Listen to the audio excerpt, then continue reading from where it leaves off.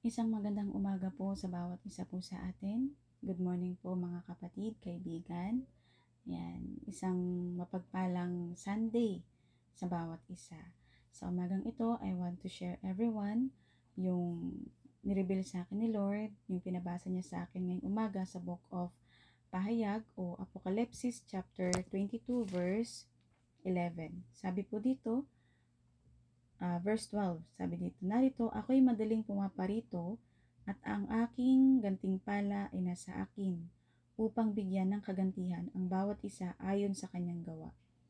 Sinasabi dito ng ating Panginoon na ang Panginoon po ay narito.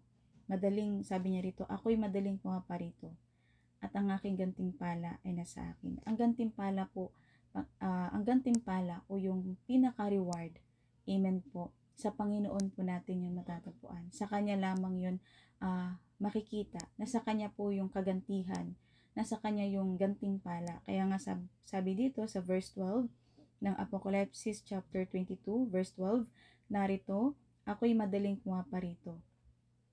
Ang Panginoong Hesus po ito. Sabi niya, at ang aking gantimpala ay nasa akin. Ibig sabihin, yung gantimpala o yung reward ay nasa Panginoon, nasa Kanya, nasa Diyos, upang bigyan ng kagantihan ang bawat isa ayon sa Kanyang gawa. Ibig sabihin po, upang bigyan po yung tao, di ba po, ng kagantihan. Ibig sabihin ng kagantihan, yung tawag nito, yung gantimpala o yung reward na galing sa Panginoon. Na ang Panginoong Hesus po ang magbibigay ng gantimpala o reward doon po sa tao na na tapat sa Kanya. Diba po? Kaya sabi dito, upang bigyan ng kagantihan ang bawat isa ayon sa Kanyang gawa.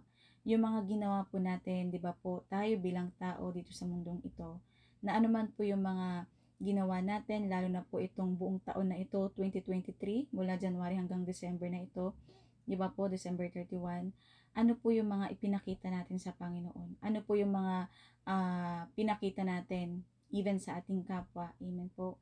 And kung tayo ba ay gumunang mabuti, tayo ba ay nagpasakop sa Panginoon, tayo ba ay naging tapat sa Kanya, tayo ba ay nagmahal sa Kanya. Amen po. Kaya nga sabi po dito, sabi ni Jesus, narito ako'y madaling pumaparito at ang aking gantimpala ay nasa akin upang bigyan ng kagantihan ang bawat isa ayon sa kanyang gawa. Nasa Panginoong Hesus po ang ganting mana. Gusto po natin makatanggap ng reward. Amen po. Kamakailan lang napanood ko po yung mga artista, nakatanggap po sila ng reward. Tuwang-tuwa po sila. Yung iba umiiyak, hindi sila makapaniwala. Amen po. Even ako, nung ako po ay nakatanggap ng certificate galing sa school, dalawa po ito, nagagalak yung puso ko. Amen po. Yun ay certificate lamang. Diba po? In anumang reward yan dito sa mundo, pag nakakatanggap tayo ng ganong reward, natutuwa po tayo. Nagagalak yung puso natin. Minsan lumuluwat di tayo makapaniwala. What if ang Panginoong Hesus, di ba po dumating ang panahon, kapag nasa heaven na po tayo, nasa tahanan na tayo ng Panginoon, what if kung ang ating Diyos at si Jesus Christ magbigay sa atin ng gantimpala? Napakalaki at napakaganda. Baka hindi na tayo, yung galak natin, di ba po, sobra na yung galak sa puso natin. Amen? Hindi matatapos yung kasiyahan sa puso natin dahil nakatanggap tayo ng reward galing sa Panginoon. Kaya mga kapatid, kaibigan, sikapin natin, lalo na sa pagpasok ng taong 2024, bukas na po yun, January. Diba po, patuloy tayong magpakita sa Panginoon ng pagiging katapatan natin sa Kanya, pagsunod sa Kanyang mga salita, pagmamahal, paglilingkod, amen, at pagmamahal din, syempre sa ating kapwa, sa ating pamilya, at lumakad po tayo doon sa nais sa atin ng Panginoon. Kaya itong umagang ito, tinuro sa atin ng Panginoon, morning devotion, na meron tayong gantimpala na matatanggap sa Panginoon. Amen?